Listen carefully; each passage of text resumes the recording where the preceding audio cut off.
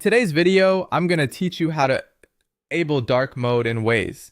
To get started, open Waze on your device and wait for the app to fully load. Once you are inside, stay on the main screen so you can access the account and settings area more easily. If the map is still loading for a moment, just give it a second before moving on. Next, direct your attention to the top right corner of the screen. That is where you'll usually find your profile or account icon. Tap on your icon to open the menu connected to your Waze account. This section gives you access to several app options, and it's where you'll continue the process.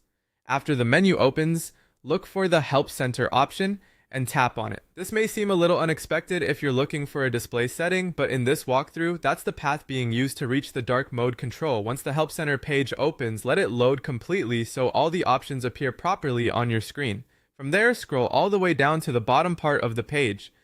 Take your time here, because depending on your device or screen size, it may take a bit of scrolling to reach the very end. You want to make sure you don't stop too early. When you get to the bottom, look for the half moon icon. This moon symbol is commonly used to represent dark mode, so it should stand out once you find it. Tap on that icon to switch the display theme. After you press it, the page will reload or refresh briefly. Once the page finishes loading, dark mode will be enabled. You should immediately notice a darker background and a more subdued overall appearance on the screen. This can make the app more comfortable to look at, especially at night or in low light environments, and it can also help reduce glare. If you don't see the change right away, give the app a moment and check whether the page has fully refreshed.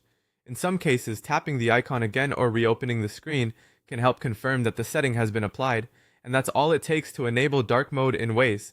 It's a simple adjustment, but it can make a big difference in how the app looks and feels during everyday use.